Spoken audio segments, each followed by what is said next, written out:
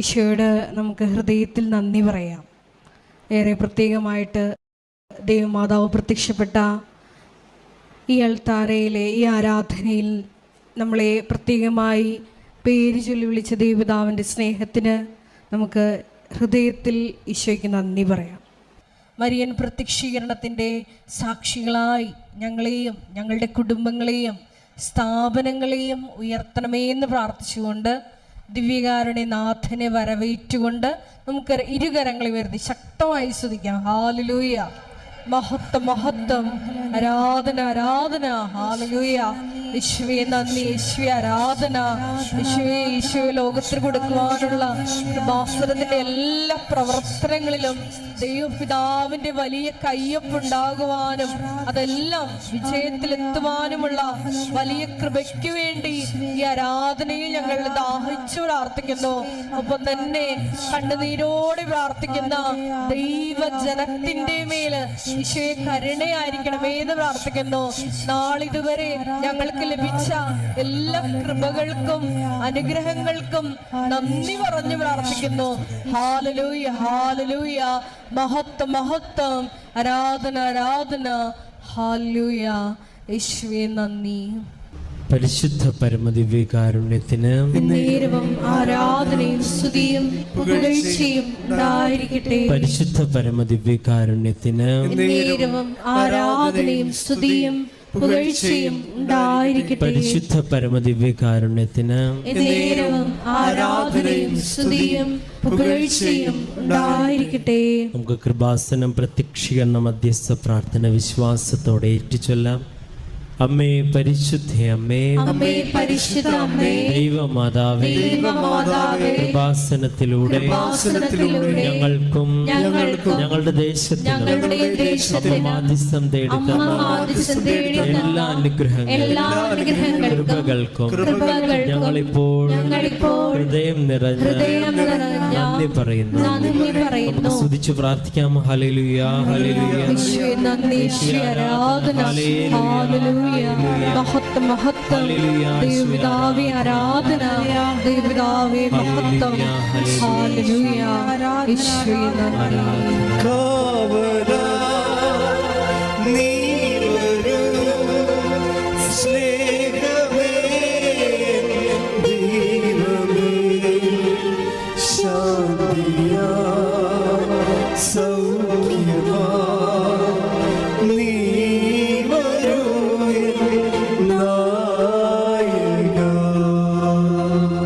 പരിശുദ്ധ പരമദിവ്യകാരുണ്യത്തിന് എന്നേരവും ആരാധനയും സ്തുതിയും പുകഴ്ചയും ഉണ്ടായിരിക്കട്ടെ. പരിശുദ്ധ പരമദിവ്യകാരുണ്യത്തിന് എന്നേരവും ആരാധനയും സ്തുതിയും പുകഴ്ചയും ഉണ്ടായിരിക്കട്ടെ. പരിശുദ്ധ പരമദിവ്യകാരുണ്യത്തിന് എന്നേരവും ആരാധനയും സ്തുതിയും പുകഴ്ചയും ഉണ്ടായിരിക്കട്ടെ. അമ്മേ പരിശുദ്ധ അമ്മേ, അമ്മേ പരിശുദ്ധ അമ്മേ, ദൈവമാതാവേ, 2004 ഡിസംബർ 7-ാം തീയതി ഉച്ച കഴിഞ്ഞ് 2:30 കൃപാസനത്തിൽ സംഭവിച്ച അമ്മയുടെ പ്രത്യക്ഷപ്പെടലിനെ കുറിച്ച് തിരുസഭയ്ക്ക് സമർപ്പിച്ചിരിക്കുന്ന പഠനരേഖകളുടെ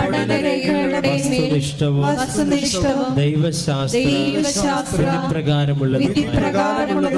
അന്വേഷണ പഠനങ്ങൾ നടത്തി പ്രത്യക്ഷപ്പെടലിലൂടെ പ്രകടമായ ദൈവമാതാവിന്റെ പ്രത്യേക കരുതലും സംരക്ഷണവും വെളിപ്പെടുത്തുന്ന പീഡിതരുടെ ആശ്വാസം പ്രവാചകന്മാരുടെ രാജ്ഞിയും വാഗ്ദാനത്തിന്റെ പേടകവും പ്രപഞ്ച പ്രകൃതിയുടെ മാതാവുമായ പരിശുദ്ധ അമ്മയുടെ ഭക്തി തിരുസഭയിൽ കൂടുതൽ പ്രചരിച്ച് ജീവിതത്തിന്റെ ദുരന്ത അവസ്ഥകളിൽ അകപ്പെട്ട് കഴിയുന്ന അനേകായിരം മക്കൾക്ക് ദൈവത്തിന്റെ സാന്നിധ്യവും സന്ധിപ്പും കൂടുതൽ അനുഭവിക്കുക ആത്മീയ വിശുദ്ധിയും ദൈവശക്തിയും കൈവരിക്കുവാൻ ഞങ്ങളുടെ കുടുംബങ്ങളെ ഇടയാക്കണമേ. നമുക്ക് സ്തുതിച്ച് പ്രാർത്ഥിക്കാം. Hallelujah, hallelujah. ആരാധന, ആരാധന കർത്താവേ, സാന്നിധ്യം പ്രകടമാക്കണമേ എന്ന് ഞങ്ങൾ പ്രാർത്ഥിക്കുന്നു.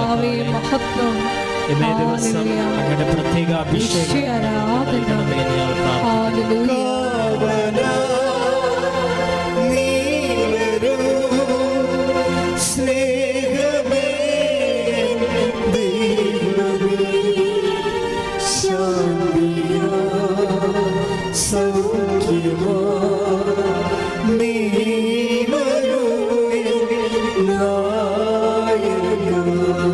പരിശുദ്ധ പരമദിവ്യകാരുണ്യത്തിന് ആരാധനയും സ്തുതിയും പുകഴ്ചയും ഉണ്ടായിരിക്കട്ടെ. പരിശുദ്ധ പരമദിവ്യകാരുണ്യത്തിന് ആരാധനയും സ്തുതിയും പുകഴ്ചയും ഉണ്ടായിരിക്കട്ടെ. പരിശുദ്ധ പരമദിവ്യകാരുണ്യത്തിന് ആരാധനയും സ്തുതിയും പുകഴ്ചയും ഉണ്ടായിരിക്കട്ടെ. അമ്മേ, പരിശുദ്ധ അമ്മേ, ഭൂസ്വർലോകങ്ങളുടെ രാജ്ഞിയായ അങ്ങേക്ക് ഭൗമ സംരക്ഷണത്തിനായി പ്രപഞ്ച പ്രകൃതിയെ തന്നെ തിരുസഭ പ്രതിഷ്ഠിക്കുവാൻ പ്രത്യക്ഷീകരണം ഇടയാക്കണമേ. പരിശുദ്ധ അമ്മേ, ജപമാല മാതാവേ, സകല കൃപാസന പ്രാർത്ഥനകളോട് ചേർത്ത് ഞങ്ങളിപ്പോൾ പ്രാർത്ഥിക്കുന്ന ഈ സമൂഹത്തിന്റെ പ്രത്യേക നിയോഗങ്ങൾ നമ്മുടെ നിയോഗങ്ങൾ ഇപ്പോൾ മൗനമായി സമർപ്പിച്ച് പ്രാർത്ഥിക്കാം.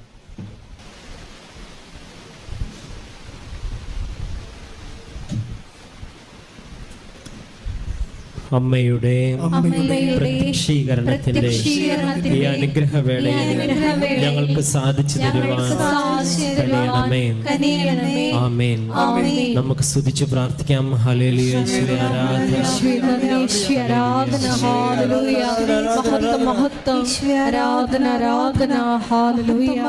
ദൈവപിതാവേ, ഹല്ലേലൂയ, ദൈവപിതാവേ, ആരാധന, ഹല്ലേലൂയ. ഈശോയെ നന്ദി, ഈശോയെ ആരാധന, ഹല്ലേലൂയ, ഹല്ലേലൂയ.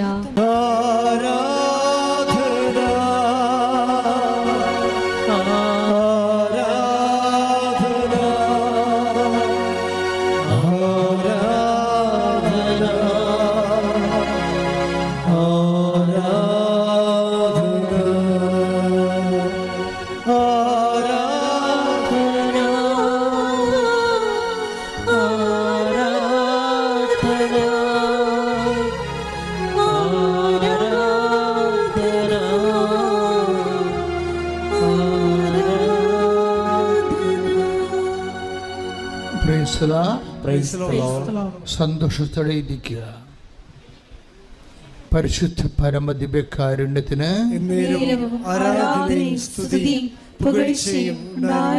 പരിശുദ്ധ പരമദിവ്യകാരുണ്യത്തിന് ആരാധനയും സ്തുതിയും പുകഴ്ചയും ഉണ്ടായിരിക്കട്ടെ. പരിശുദ്ധ പരമദിവ്യകാരുണ്യത്തിന് ആരാധനയും സ്തുതിയും പുകഴ്ചയും ഉണ്ടായിരിക്കട്ടെ. എൻ്റെ പ്രിയപ്പെട്ടവരെ, നമ്മൾ ദൈവവുമായിട്ട് ഒരു ഉടമ്പടി എടുത്താൽ, അല്ലെങ്കിൽ നമ്മൾ ദൈവമായ ഉടമ്പടിയിലായാൽ, പിന്നെ നമ്മൾ മുഖ്യ പ്രാധാന്യം കൊടുക്കേണ്ടത് ഉടമ്പടി സ്ഥിരീകരിച്ച് കിട്ടാൻ വേണ്ടിയാണ്. നമ്മൾ ഉടമ്പടി എടുക്കുന്നതും സ്ഥിരീകരണവും രണ്ട് സബ്ജക്റ്റാണ്. ഉടമ്പടി എടുത്തു കഴിഞ്ഞാൽ നമ്മളെ സ്ഥിരീകരണത്തിന് വേണ്ടിയുള്ള കാര്യങ്ങൾ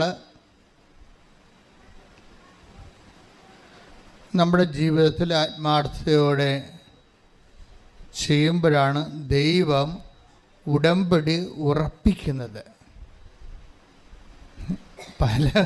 ദൈവം ഈ ഉടമ്പടി ഉറപ്പിക്കുക എന്നുള്ളത് ദൈവത്തിൻ്റെ ഭാഗത്തുനിന്ന് ചെയ്യേണ്ട കാര്യങ്ങളാണ്. ഞാൻ കണ്ടുവന്നിരിക്കുന്ന അനുഭവം കൊണ്ട് നോക്കണത്, ഒരു 10 ഉടമ്പടി എടുത്താൽ 6 ദൈവം ഉറപ്പിക്കത്തില്ല. അതാണ് ഇപ്പം കണ്ടുവരണത്. ചിലർക്ക് നമ്മൾ വളരെ ഉടമ്പടി ഉറപ്പിക്കും എന്ന് നമുക്ക് തോന്നണ ആൾക്കാരെ പക്ഷേ ദൈവം അത് ഉറപ്പിക്കാനായിട്ട് കാണുന്നില്ല. നമ്മൾ ഇവരുടെ ഉടമ്പടി ഉറക്കാൻ പോണില്ല എന്ന് നമുക്ക് തോന്നുകയാണെങ്കിൽ ചില ആൾക്കാർക്ക് ദൈവം അപ്രതീക്ഷിതമായ ചില ആൾക്കാർക്ക് ദൈവം ഉടമ്പടി ഉറപ്പിച്ചെന്നും വരും പെട്ടെന്ന്. അതെല്ലാം നമ്മുടെ മനോനിലയുടെ വിഷയങ്ങളാണ്. ഉടമ്പടിയും മനോനിലയും നിങ്ങൾക്കറിയാമല്ലോ, ഇത് ഒരു പൊട്ടക്കണ്ണൻ്റെ മാവെട്ടറി പോലെയുള്ള ഒരു വിഷയമല്ല. ഇത് ഷാർപ്പായിട്ട് ഷൂട്ട് ചെയ്യാൻ പറ്റുന്ന ഒരു മാത്തമാറ്റിക്കൽ പ്രിസിഷനോട് നമുക്ക് മൂവ് ചെയ്യാൻ പറ്റുന്നതാണ് ഈ ഉടമ്പടി എന്ന് പറയുന്നത്. അതുകൊണ്ട് കൃപാസനത്തിൽ പോകാം, ഉടമ്പടി എടുക്കാം. ചിലപ്പോൾ ദൈവം നമ്മൾ അനുഗ്രഹിച്ചേക്കും എന്ന് പറഞ്ഞിട്ട് കാര്യമില്ല. കൃപാസനം ചവിട്ടിയാൽ ദൈവം അനുഗ്രഹിച്ചിരിക്കും. അതാണ് ഉടമ്പടിയുടെ ഒരു പ്രിസിഷൻ എന്ന് പറയുന്നത്. പക്ഷെ നമ്മൾ കുറച്ച് കാര്യങ്ങൾ ശ്രദ്ധിക്കണം. അവിടെയാണ് കുഴപ്പം പറയണത്, നമ്മൾക്കാണ് കുഴപ്പം പറയണത്. ഇപ്പം എന്താണ്, കഴിഞ്ഞ ദിവസങ്ങളിലേ ഒരു ചേച്ചി സാക്ഷ്യം പറഞ്ഞ്, അപ്പോൾ അവർക്ക് 5-6 കൊല്ലമായിട്ട് മക്കളില്ല. അപ്പോൾ അവർ കൃപാസനത്തിലോട്ട് പോകാൻ തീരുമാനിച്ച്. 6 കൊല്ലമായിട്ട് അവർക്ക് മക്കളില്ല. അപ്പോൾ അവർ ഒത്തിരിയേറെ ട്രീറ്റ്മെൻ്റ് എല്ലാം കഴിഞ്ഞു. അവസാനം അവിടെ നിന്ന് ട്രീറ്റ്മെൻറ്റ് കൊണ്ട് അവർക്ക് പ്രയോജനമൊന്നും ഉണ്ടായില്ല. അപ്പോൾ അവർ കൃപാസനത്തിലോട്ട് പോകാൻ വേണ്ടി തീരുമാനിച്ചു കഴിഞ്ഞിട്ട് അവർക്ക് ദൈവമായിട്ടൊരു പേഴ്സണൽ ഇൻട്രാക്ഷൻ ഉള്ള ആളാണ്.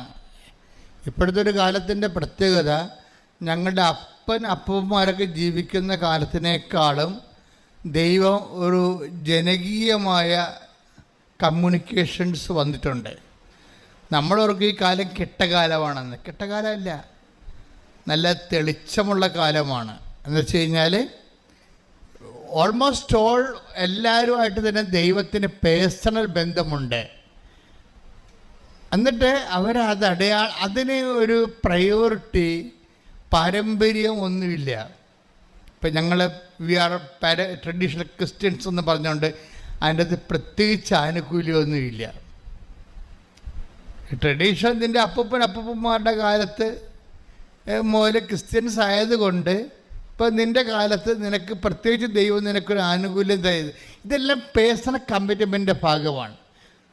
പേഴ്സണലായിട്ട് ആരാ കമ്മിറ്റ്മെൻറ്റ് ചെയ്യണത്? അയാളൊരു പുതിയ ആളാണെന്ന് വിചാരിച്ചു, വിശ്വാസത്തിലേക്ക് പുതിയ ആളായിട്ട് വന്നതാണ്. പക്ഷെ അയാളുടെ കമ്മിറ്റ്മെൻറ്റ് കറക്റ്റാണെങ്കിൽ ഉടമ്പടി ഉടനെ ഓക്കെ ആവും.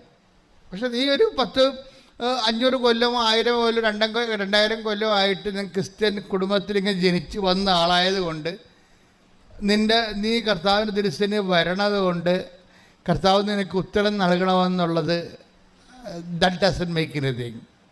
അത് വർക്കൗട്ട് ചെയ്യണില്ല. അത് വളരെ നമ്മുടെ ഈ സാക്ഷ്യം കേട്ടിരിക്കുന്നതൊക്കെ മനസ്സിലാകും. ആരാണ് പേഴ്സണലായിട്ട് കമ്മിറ്റ് ചെയ്യണത്? ഈ ദൈവം സത്യമായത് കൊണ്ടാണ് ഈ വിഷയം അവിടെ. അതായത് ദൈവം സത്യമാണ്. നിൻ്റെ ഫയൽ എങ്ങനെയാണ്, നിൻ്റെ അക്കൗണ്ട് എങ്ങനെയാണ് ദൈവമായിട്ട് മെയിൻറ്റെയിൻ ചെയ്തിരിക്കുന്നത്, അതിപ്പോഴും നിലവിലുണ്ടോ, അക്കൗണ്ട് ഉണ്ടോ? അതാ വല്ല കാലത്ത് ഇപ്പോൾ ചില ബാങ്ക് അക്കൗണ്ട് പോയി തുടങ്ങത്തില്ലേ, തുടങ്ങണ കാലത്ത് 100 രൂപ അടക്കും, അല്ലെങ്കിൽ പിന്നെ 2-3 കൊല്ലം കഴിയുമ്പോൾ കൊണ്ട് 1000 രൂപ അടക്കും. പക്ഷെ നമ്മൾ 1000 അപ്പോൾ 1100 രൂപ അടച്ചിട്ടുണ്ടല്ലോ, അതിൻ്റെ പലിശ ഉണ്ടല്ലോ എന്ന് നിനക്ക് നമ്മൾ ചെല്ലണത്. അപ്പോൾ അവർ പറയും കാശും കെട്ടി തരാൻ പറയും, സർവീസ് ചാർജായിട്ട് പോയെന്ന് പറയല്ല. പാരമ്പര്യക്കാരൻ്റെ ഒരു അവസ്ഥയാണ്, മൊത്തം സർവീസ് ചാർജായിട്ട് പോകും. നിന്നെ ഇത്രയും നാളെ കൊണ്ടുവന്നില്ലേ, അതിൻ്റെ സർവീസ് ചാർജായിട്ട് പോകും. അത് വളരെ സീരിയസ് വിഷയമാണ്. നമ്മൾ ബാങ്കിൽ ഇപ്പോൾ 2000 രൂപ 3000 രൂപ 4000 രൂപയൊക്കെ അടച്ചെന്നൊക്കെ പറഞ്ഞ് ചെന്നിട്ട് നമ്മളൊരു ആവശ്യത്തിന് വേണ്ടി ബാങ്കിൽ ചെല്ലുമ്പോൾ ആ 4000 ഇല്ല അവിടെ, അത് സർവീസ് ചാർജായിട്ട് പോയെന്ന് പറയും. പാരമ്പര്യക്കാരനെ കർത്താവുമായിട്ട് ഡെയിലി അക്കൗണ്ട് കറക്റ്റ് അല്ലെങ്കിൽ സർവീസ് ചാർജ് കൂടിക്കൊണ്ടിരിക്കും. കാര്യം ദൈവം നമുക്ക് എന്ത് തന്നാലും ദൈവത്തിന് നഷ്ടമായിരിക്കും. അത് നിങ്ങൾക്കറിയാമല്ലോ. ദൈവത്തിന് നമുക്ക് ലാഭമായിരിക്കും. ദൈവമായിട്ടുള്ള ഇൻട്രാക്ഷനിൽ നമ്മൾക്ക് എന്ത് കിട്ടി തന്നാലും ദൈവത്തിനത് നഷ്ടമായിരിക്കും. എന്താ കാര്യം വെച്ച് കഴിഞ്ഞാൽ, നിന്നെ വിശ്വാസത്തിലെടുക്കുമ്പോൾ ദൈവത്തിന് ഇൻവെസ്റ്റ് ചെയ്യേണ്ടി വരണത് നിനക്ക് വേണ്ടി നിത്യജീവനാണ്, അനുദിന ജീവിതമല്ല. നിൻ്റെ വിശ്വാസം ദൈവം കൺഫർ ചെയ്ത് കഴിഞ്ഞാൽ ദൈവം അലോട്ട് ചെയ്യേണ്ടി വരണത് എന്താണ്? കാര്യം വിശ്വാസിക്ക് കൊടുക്കണത് കല്യാണം കെട്ടിക്കൽ, വസ്തു വിൽപ്പന, അല്ലെങ്കിൽ വിദേശ രാജ്യത്ത് പോണ, അതൊന്നും അല്ല വിശ്വാസത്തിൻ്റെ പാക്കേജ്. വിശ്വാസം ഒരു വ്യക്തിക്കുണ്ടെങ്കിൽ അത് സത്യസന്ധമാണെങ്കിൽ ദൈവത്തിന് അലോട്ട്മെൻറ്റായി ചെയ്യേണ്ടി വരണത് നിത്യജീവനായിരിക്കും. പക്ഷെ അത്രയും റിട്ടേൺസ് നിൻ്റെ ഭാഗത്തുനിന്ന് ഉണ്ടാകത്തില്ല. അതാണ് ദൈവത്തിന് നഷ്ടമാണെന്ന് പറയാൻ കാര്യം. കാരണം നിത്യജീവൻ എന്ന് പറയുന്നത് യേശുക്രിസ്തുവിൻ്റെ രക്തത്തിൻ്റെ ജീവൻ്റെ വിലയാണ്. നീ വിശ്വാസം കൊടുത്തു എന്നും പറഞ്ഞുകൊണ്ട് ദൈവത്തിന് തരേണ്ടി വരണത്, അലോട്ട് ചെയ്യേണ്ടി വരണത് എപ്പോഴും എന്താണ്? ഇതുകൊണ്ട് ഈ അമേരിക്കൻ വിസയുടെയൊക്കെ പ്രോബ്ലം എന്താ? അതല്ലേ പ്രോബ്ലം. അവർ 10 കൊല്ലത്തേക്ക് വിസ ഇൻവെസ്റ്റ് നിനക്ക് തരുന്നു. പക്ഷെ 10 കൊല്ലം നിനക്ക് അവിടെ പണിയെടുക്കാം. പക്ഷെ ഇന്നലെ ചെന്ന നീ ആ രാജ്യത്തിന് വേണ്ടി, അതിൻ്റെ വളർച്ചയ്ക്ക് വേണ്ടി ഒന്നും മുടക്കിയിട്ടില്ല. ഇനി മുടക്കുമെന്ന് പറഞ്ഞിരിക്കുകയാണ്. വിദ്യാഭ്യാസം കൊണ്ട് അവിടെ സർവീസ് ചെയ്യുമെന്ന് പറഞ്ഞിരിക്കുകയാണ്. ആ ഒരു ഇതിൽ നിനക്ക് വിചാരിക്കുമ്പോൾ ആ രാജ്യത്തെ സംബന്ധിച്ചിടത്തോളം അത് നഷ്ടമാണ് ശരിക്കും. എന്ന് പറഞ്ഞ പോലെ തന്നെ നീ ദൈവരാജ്യത്തിലേക്ക് വരുമ്പോൾ, വിശ്വാസം കൊണ്ട് ദൈവരാജ്യത്തിലേക്ക് വരുമ്പോൾ നിനക്ക് ഇൻവെസ്റ്റ് ചെയ്യേണ്ടി വരണത് വിശ്വാസമാണ്. പക്ഷെ ദൈവത്തിന് അലോട്ട് ചെയ്യേണ്ടി വരണത് നിത്യജീവനാണ്. എന്താ കാര്യം?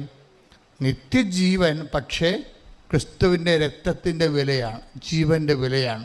പാപത്തിൻ്റെ പരിഹാരം അവൻ ചെയ്തത് കാരണം നിൻ്റെ പരിഹാരമാണ് നിനക്ക് ലഭിക്കണത്.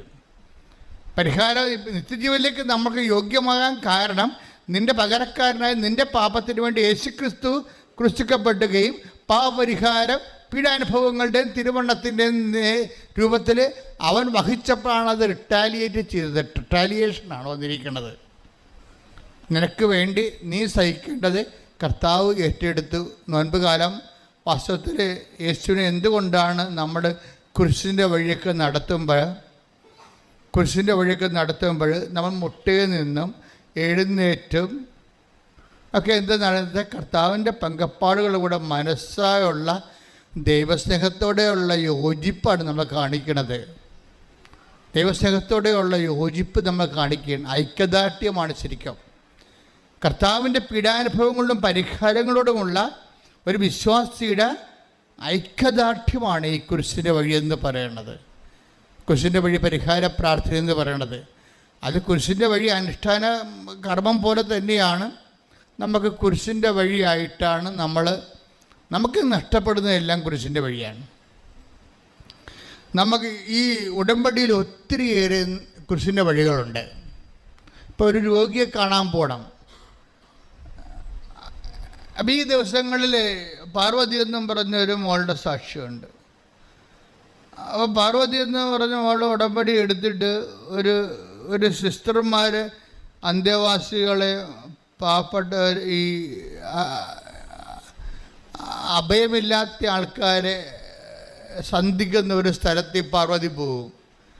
പാർവതി പോകുമ്പോൾ അവളുടെ കയ്യിൽ കൊടുക്കാനൊന്നുമില്ല, അവർക്ക് കൊടുക്കാനൊന്നുമില്ല. അപ്പോൾ സിസ്റ്ററിനോട് പറയും, സിസ്റ്ററെ ഞങ്ങൾ പാവപ്പെട്ടവരാണ്, ഞങ്ങൾക്കൊന്നും തരാനില്ല. അപ്പോൾ സിസ്റ്റർ പറയും, നീ എന്തിനാ തരണത്? നിനക്ക് കർത്താവ് തരും അമർത്തി കുലുക്കി. അക്കാലത്ത് നീ ഒരു ചായക്ക് കാശ് പേർക്ക് കൊടുത്താൽ മതി. സിസ്റ്റർ അവർക്കൊന്നും വല്ലതും ചോദിച്ചില്ല. അവർക്ക് കൊടുക്കാനുള്ളത് കൊണ്ട്, അതില്ലെന്നവർ പറഞ്ഞത് കൊണ്ട് സിസ്റ്റർ അങ്ങനെ തിരിച്ച് പറഞ്ഞു. എനിക്ക് ആ സിസ്റ്ററിൻ്റെ ഉത്തരം ഭയങ്കരമായിട്ട് ഇഷ്ടപ്പെട്ടു. അപ്പോൾ പാർവതി അമ്മയോട് പറയും, അമ്മേ നമ്മൾക്കൊന്നും കൊടുക്കാനില്ലല്ലോ. അപ്പം പാർവതിയുടെ സ്വന്തം അമ്മ പറയും, നമ്മൾ കൊടുക്കും മകളെ എന്ന് പറയും. അതെന്താ കാര്യം? ഒരു പ്രത്യാശയാണ്. ഉടമ്പടി വെച്ചിട്ടുണ്ട് കർത്താവുമായിട്ട്. ഇന്നല്ലെങ്കിൽ നാളെ കർത്താവ് നമ്മുടെ ഉടമ്പടി ഉറപ്പിക്കും. അതാണ് അത് പാർവതിയോട് സ്വന്തം അമ്മ പറയണതാണ് എനിക്ക് എപ്പോഴും ഫീലായി വന്നിരുന്നത്. അതായത് നമ്മ കൊടുക്കുമ്പോളെ എന്ന് പറയുമ്പോൾ എന്താണ്, ഇന്നല്ലെങ്കിൽ നാളെ നമ്മൾ ചെയ്ത ഉടമ്പടി കർത്താവ് ഉറപ്പിക്കും. അന്ന് നമുക്ക് സമ്പത്ത് കിട്ടും, അന്ന് നമ്മളവർക്ക് പങ്കുവെച്ച് കൊടുക്കും. പങ്കുവെപ്പെല്ലാം കുരിശിൻ്റെ വഴികളാണ്. അത് വെയിലത്ത് പോകണം അല്ലേ, ചിലപ്പോൾ മഴയത്ത് പോകണം അല്ലേ, ചിലപ്പോൾ നമ്മൾ ആഹരിക്കാനുള്ള കാര്യങ്ങൾ പോലും ചിലപ്പോൾ അവർക്ക് കൊടുക്കേണ്ടി വരും. ഇപ്പം കഴിഞ്ഞ ദിവസങ്ങളൊരു സാക്ഷ്യം ഉണ്ടായതുകൊണ്ട് ഞാൻ രോഗികൾക്ക് കൊടുത്ത് തീർന്നപ്പോൾ ഓഫീസിലേക്ക് പോണ വഴിക്ക് എൻ്റെ ഭക്ഷണം കൂടി അവർക്ക് കൊടുക്കേണ്ടി വരും. ആൾ കൂടി പോയിരുന്നു. ആശുപത്രി ചെന്നപ്പോഴേ ആശുപത്രി ഭക്ഷണം കൊടുക്കാൻ ചെന്നപ്പോഴേ ഗവൺമെൻറ് ഓഫീസറാണ് കൊടുത്ത് വന്നപ്പോൾ പിന്നെ ആൾ വന്നപ്പോൾ അവരുടെ ഭക്ഷണം കൊടുത്തു. പിന്നെ ഞാൻ ചായക്കടയിൽ പോയി ചായയും കുടിച്ചിട്ട് പോയി. അത് കുരിശിൻ്റെ വഴിയാണ്. അതാണ് കുരിശിൻ്റെ വഴി എന്ന് പറയുന്നത്. കർത്താവിന് വേണ്ടി കൊടുത്ത് വന്നപ്പോൾ പിന്നെ ഉള്ള സ്വന്തം ഭക്ഷണമാണ്. അതും ആൾ കൂടിയ കാരണം അറിയാതെ കൊടുത്തു. പിന്നെ ആശുപത്രി പോയി ഓഫീസിൽ പോയി ജോലി ചെയ്യണ്ടേ, തലനേരം നിൽക്കണ്ടേ, അത് കാരണം പോയി ഒരു ചായ ഒരു കടിയും കുടിച്ചിട്ട് ഞാൻ പോയി എന്ന് പറയും. അതാണ് അത് കുരിശിൻ്റെ വഴിയാണ്. പക്ഷെ നിങ്ങൾ എന്ത് ചെയ്യണമെന്നല്ല പ്രശ്നം, നിങ്ങൾ എന്ത് മനോഭാവത്തോടെ ചെയ്യുന്നു അവിടെയാണ് ഉടമ്പടി ഉറക്കണത്. അത് സന്തോഷത്തോടെ ചെയ്യണം. സന്തോഷത്തോടെ ചെയ്യണതിന് എന്ത് വേണം? ദൈവത്തോട് സ്നേഹമുണ്ടാകണം. നമുക്ക് സ്നേഹമുള്ളവർക്ക് നമ്മൾ എന്ത് കൊടുത്താലും നമുക്ക് സന്തോഷമേ ഉണ്ടാകത്തുള്ളൂ, ഒരിക്കലും ദുഃഖം ഉണ്ടാകത്തില്ല അല്ലേ. നമുക്ക് സ്നേഹമുള്ളവർക്ക് നമ്മൾ എന്ത് കൊടുത്താലും, നമ്മൾ ഉപയോഗിക്കണത് തന്നെ കൊടുത്താലും നമുക്ക് ഉള്ളിൻ്റെ ഉള്ളിൽ പിന്നെയും കൊടുക്കണം എന്നുള്ള സന്തോഷമേ ഉണ്ടാകത്തുള്ളൂ. അതെന്താ കാര്യം? സ്നേഹമുള്ളത് കൊണ്ടാണ്. നമ്മൾ മോന്തം കയറ്റി മ്ലാനവചന കൊടുത്തു കഴിഞ്ഞാൽ അതിനകത്ത് സ്നേഹമില്ല. എന്തോ ഒരു കാര്യം നമ്മൾ ചട്ടപ്പടി ചെയ്തു തീർക്കുകയാണ്. ഇപ്പം സ്നേഹത്തോടെ കൊടുക്കുക. Take the word of God. ശ്രദ്ധിക്കട്ടെ. ഹല്ലേലൂയ ഹല്ലേലൂയ ഹല്ലേലൂയ ഹല്ലേലൂയ ഹല്ലേലൂയ യേശുവേ നന്ദി. ഹല്ലേലൂയ ഹല്ലേലൂയ. ക്രൂശിൽ കണ്ടു ഞാൻ സ്നേഹത്തെ, ആഴമാർന്ന മഹാത്യാഗത്തെ. ക്രൂശിൽ കണ്ടു ഞാൻ സ്നേഹത്തെ, ആഴമാർന്ന മഹാത്യാഗത്തെ. പകരം എന്തു നൽകും ഞാനിനി, ഹൃദയം പൂർണ്ണമായി നൽകുന്നു നാഥന്. പകരം എന്തു നൽകും ഞാനിനി, ഹൃദയം പൂർണ്ണമായി നൽകുന്നു നാഥന്. പരമദിവ്യകാരുണ്യത്തിന് നേരവും ആരാധനയും സ്തുതിയും പുകഴ്ചയും ഉണ്ടായിരിക്കട്ടെ. ദാനം ചെയ്യുന്നവൻ ഔദാര്യത്തോടെയും നേതൃത്വം നൽകുന്നവൻ തീക്ഷ്ണതയോടെയും കരുണ കാണിക്കുന്നവൻ പ്രസന്നതയോടെയും പ്രവർത്തിക്കട്ടെ. അതാണ് കരുണ കാണിക്കുന്നത്. എന്ത് ചെയ്യണം? മോന്തം കയറ്റിക്കൊണ്ട് കരുണ കാണിക്കരുതെന്ന്. അത് ഔട്ട് ഓഫ് ലവ് അല്ലെന്ന്. കൊടുക്കുന്നവൻ എന്ത് ചെയ്യണം? അത് പ്രസന്നവതിനകത്ത് വളരെ ഹാപ്പി ആയിരിക്കണമെന്ന്. ഈ നാടകക്കാരെ പോലെ സിനിമാക്കാരെ പോലെ ഹാപ്പി അഭിനയിച്ച് കൊടുക്കാൻ പറ്റത്തില്ല. അത് കാപട്യം എന്ന് പറയും. നമുക്ക് ഫീൽ ചെയ്യണം.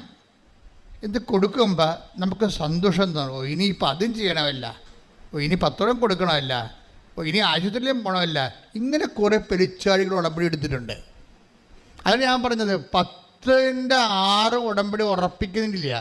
കാര്യം എന്താ പറയണത്? അവർ പറയും, ഇനി 10 കൊടുക്കണമല്ലോ, എന്ത് ഇവിടെ കൊടുക്കാനാ? ഇനി അതും ചെയ്യണ, ഇനി രോഗികൾക്ക് കൊടുക്കണ, ഇനി ആശുപത്രിയും പോണ, ഇതിവിടെ പോകാനാ? ഇങ്ങനെയൊക്കെ അളിഞ്ഞ മോന്തമായിട്ട് ചെയ്യണ ചൊല്ലെ കുറേ പണ്ടാരങ്ങളുണ്ട്. ഇത് നിങ്ങൾ ഉടമ്പടി എടുക്കരുത്. വെറുതെ ആവശ്യമില്ലാതെ ഇവിടെ വന്ന് സ്ഥലം കളയരുത്. ഒന്നാമത്തെ സ്ഥലമില്ലാത്ത സ്ഥലമാണിത്. അത് സന്തോഷത്തോടെ ചെയ്യണം. എന്ന് വെച്ച് കഴിഞ്ഞാൽ എങ്ങനെ സന്തോഷം വരണത്? അത് നമുക്ക് ഈശോയോട് സ്നേഹം ഉണ്ടാവണം. ഇപ്പം ഞങ്ങളൊക്കെ പൗരോഹിത്യത്തിൻ്റെ 32 കൊല്ലമല്ലേ, എന്തൊരു സന്തോഷമാണ് ഞങ്ങളുടെ ഉള്ളിലേക്ക് ഉള്ളത്. ഒരു ജന്മം മുഴുവൻ കൊടുത്തിരിക്കുകയല്ലേ, ഒരു ജന്മം. എന്നാൽ ഇതിൻ്റെ പേരിൽ വല്ലതും ആനുകൂല്യം മേടിച്ചു. ഞാനൊക്കെ ഇന്നലെ 10,400 പേരൊക്കെ ഉണ്ട്. എൻ്റെ നടുവൊക്കെ ഒടിഞ്ഞ് അവസാനം ആ കൊച്ചുകൊണ്ടെ കൊണ്ട് ഞാൻ തടകിക്കരുത് രാത്രി. പക്ഷെ ഉള്ളിൻ്റെ ഉള്ളിൽ സന്തോഷമാണ്. എന്താ കാര്യം? കർത്താവിന് വേണ്ടി നമ്മുടെ ലൈഫ് കൊടുക്കാൻ കഴിഞ്ഞല്ലോ എന്നാണ്. ശുശ്രൂഷയ്ക്ക് ഉണ്ടാകുന്നത് സന്തോഷമായിരിക്കണം. അതാണ് കുരിശിൻ്റെ വഴി. ഈ കുരിശിൻ്റെ വഴി നടത്തിയപ്പോഴും സത്യം പറഞ്ഞ ഈശോയ്ക്ക് സന്തോഷമായിരുന്നു. ബൈബിളിൽ പറയേണ്ടത് നമ്മൾ പറയാം ഈശോയ്ക്ക് ഭയങ്കര ദുഃഖമായിരുന്നെന്ന് പറയാം. അല്ല, കർത്താവിന് പണ്ട് ഹി വാസ് സോ കണ്ടന്റ്. അതായത് അവൻ്റെ രക്തത്തിൽ പിറക്കാൻ പോകുന്ന പുതിയ തലമുറയെ കണ്ടപ്പോൾ അവന് സംതൃപ്തി അടഞ്ഞെന്നാണ് ബൈബിളിൽ എഴുതിയിരിക്കുന്നത്. Take the word of God. ശ്രദ്ധിക്കട്ടെ. ഹല്ലേലൂയ ഹല്ലേലൂയ ഹല്ലേലൂയ ഹല്ലേലൂയ ഹല്ലേലൂയ യേശുവേ നന്ദി. ഹല്ലേലൂയ ഹല്ലേലൂയ ഹല്ലേലൂയ ഹല്ലേലൂയ ഹല്ലേലൂയ ഹല്ലേലൂയ യേശുവേ ആരാധന ആരാധന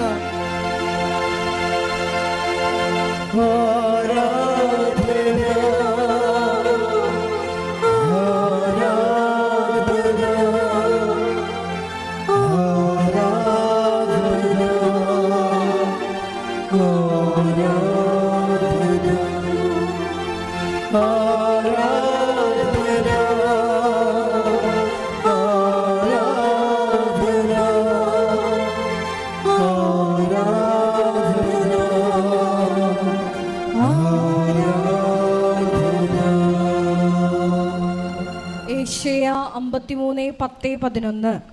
യെശയ്യാ 53:10-11. പാപപരിഹാര ബലിയായി തന്നെ തന്നെ അർപ്പിക്കുമ്പോൾ അവൻ തൻ്റെ സന്തതി പരമ്പരയെ കാണുകയും ദീർഘായുസ് പ്രാപിക്കുകയും ചെയ്യും. കർത്താവിൻ്റെ ഹിതം അവനിലൂടെ നിറവേറുകയും ചെയ്യും. തൻ്റെ കഠിനവേദനയുടെ ഫലം കണ്ട് അവർ സംതൃപ്തനാകും. സംതൃപ്തിയായി ഈശോയ്ക്കുണ്ടായിരുന്നത്. അതൊന്നും വായിച്ച് അത് കേട്ടിട്ട് കേൾക്കുമ്പോൾ തന്നെ അഭിഷേകം ഉണ്ടാവും. അവിടുന്നാണ് അവനെ ക്ലേശങ്ങൾക്ക് വിട്ടുകൊടുത്തത്.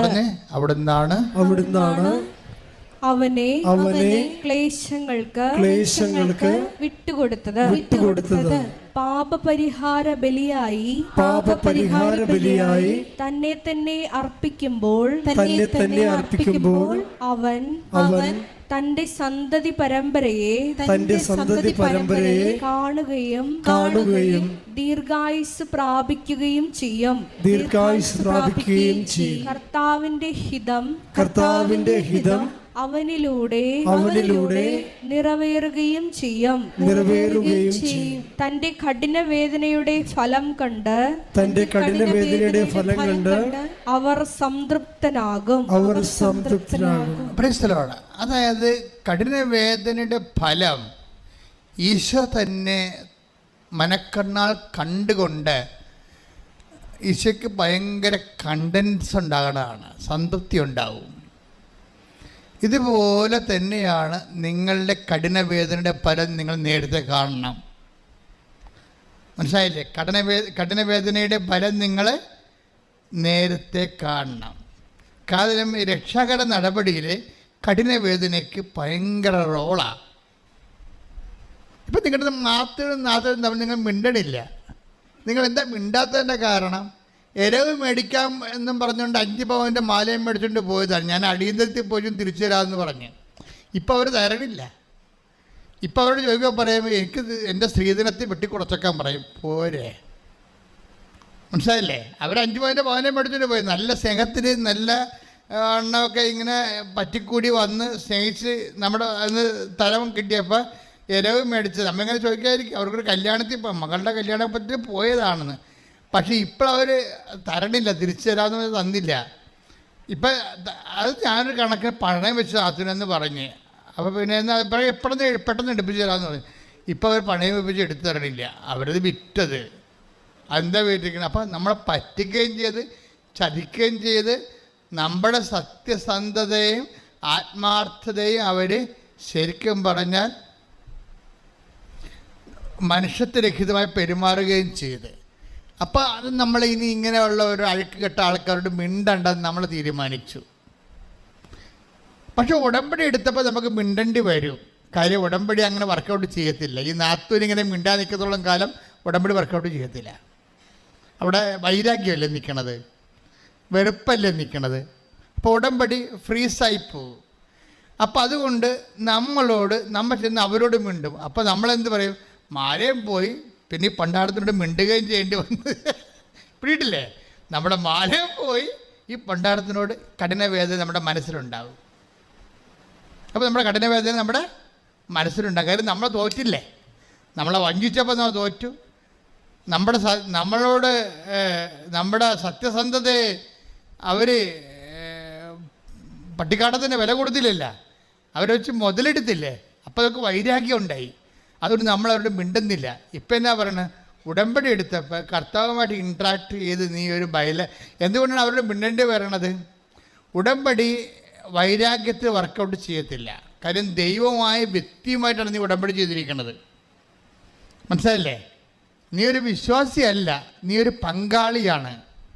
സാധാരണ ആൾക്കാർ വിശ്വാസികളാണ്, പങ്കാളികളല്ല.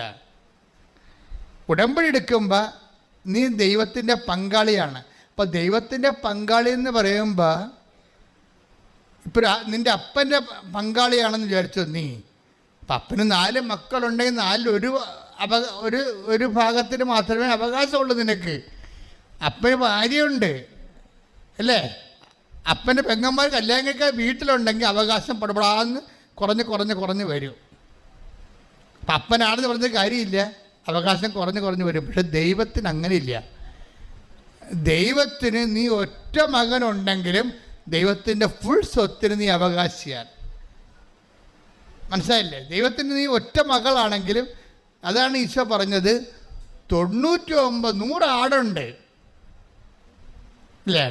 100 ആട് ഉണ്ടെങ്കിൽ ആ 100 ആടിനെ ഒരാട് മേയിച്ചോണ്ട് നടന്നപ്പോൾ മലയിടുക്കിലും മുൾപ്പടപ്പിലും പെട്ടുപോയി. ഇടയിൽ മറ്റു 99 ആട് മുമ്പോട്ട് പോയി. താഴ്വാരത്ത് ഇറങ്ങിയപ്പോൾ ഒരെണ്ണത്തിനെ കാണാനില്ല. ആ ഒരെണ്ണത്തിനെ കാണാനില്ല എന്ന് പറഞ്ഞ് പട്ടി കുഴക്കണുണ്ട്.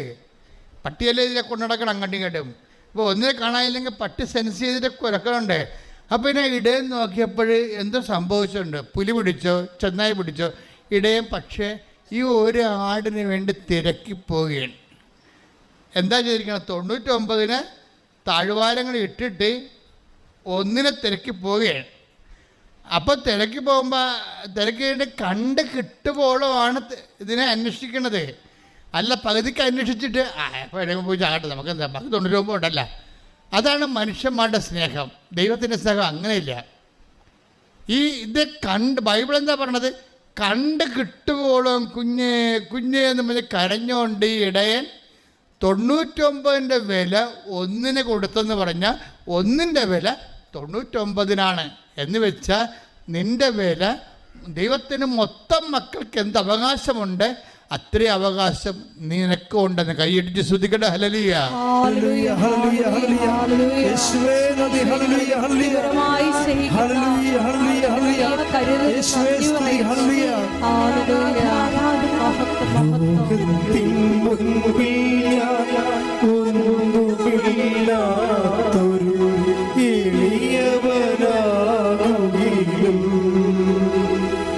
ദൈവമേ നിൻ മുൻപിൽ ദാസനാം ഞാനൊട്ടും ചെറുതായി പോകരുതേ. എന്നെ കുരിശോളം വലുതാക്കണേ, നിന്റെ സ്നേഹത്തിൻ നിഴലാക്കണേ. എന്നെ കുരിശോളം വലുതാക്കണേ, നിന്റെ സ്നേഹത്തിൻ നിഴലാക്കണേ. പരിശുദ്ധ പരമദിവ്യകാരുണ്യത്തിന് ആരാധനയും സ്തുതിയും പുകഴ്ചയും ഉണ്ടായിരിക്കട്ടെ. ഇപ്പം നമ്മുടെ ലോജിക്ക്, നമ്മളുടെ നോഷൻസ്, നമ്മൾക്ക് ധാരണ, അതിനെ എപ്പോഴും ഈ ദൈവസ്നേഹം സംഭ്രമിപ്പിച്ചുകൊണ്ടിരിക്കും. കാര്യം ഈ ലോകത്ത് 800 കോടി മനുഷ്യരുണ്ടെങ്കിലും ആ 800 കോടിയുടെ വില നിനക്ക് സിംഗിൾ പേഴ്സണായ നിനക്ക് ദൈവം തരുന്നുണ്ട്. ഇനി 800 കോടിയിൽ നീ മാത്രം നശിച്ചു പോയാൽ നിനക്ക് വേണ്ടി മാത്രം യേശു ക്രൂശിക്കപ്പെടാൻ തയ്യാറാണെന്നുള്ള അവൻ്റെ മനസ്സാണ് വെളിപ്പെടുത്തുന്നത്. 99 കഥ പറയുമ്പോൾ എന്താ പറയണത്? 99 മെച്ച സ്ഥലങ്ങളെ വിട്ടിട്ട് നഷ്ടപ്പെട്ടു പോയി ഒന്നിനെ തേടുമ്പോൾ 99 വില ആ ഒന്നിനുണ്ടെന്നാണ് പറയുന്നത്. ദാറ്റ് മീൻസ് 800 കോടി മനുഷ്യർ ഈ ഭൂമിയിലുണ്ടെന്ന് വിചാരിച്ചോ. 800 കോടി നീ മാത്രമാണ് ദൈവത്തിന് നഷ്ടപ്പെട്ടു പോയെങ്കിൽ ആ നിനക്ക് വേണ്ടി മാത്രം പാപപരിഹാരം ചെയ്ത് ക്രൂശിക്കപ്പെടാൻ വേണ്ടി മാത്രം ദൈവത്തിൻ്റെ വലിയ ഹൃദയമാണ്, ദൈവത്തിൻ്റെ വലിയ സ്നേഹമാണ് ബൈബിൾ വാഴ്ത്തുന്നത്. ശ്രുതികട്ടെ ശ്രുതികട്ടെ. ഹല്ലേലൂയ ഹല്ലേലൂയ ഹല്ലേലൂയ ഹല്ലേലൂയ യേശുവേ നന്ദി. ഹല്ലേലൂയ ഹല്ലേലൂയ ഹല്ലേലൂയ ഹല്ലേലൂയ. എന്റെ കുരിശോളം വലുതാക്കണേ, നിന്റെ സ്നേഹത്തിൻ നിഴലാക്കണേ. എന്റെ കുരിശോളം വലുതാക്കണേ, നിന്റെ സ്നേഹത്തിൻ നിഴലാക്കണേ. പരിശുദ്ധ പരമദിവ്യകാരുണ്യത്തിന് എന്നേരവും ആരാധനയും സ്തുതിയും പുകഴ്ചയും ഉണ്ടായിരിക്കട്ടെ.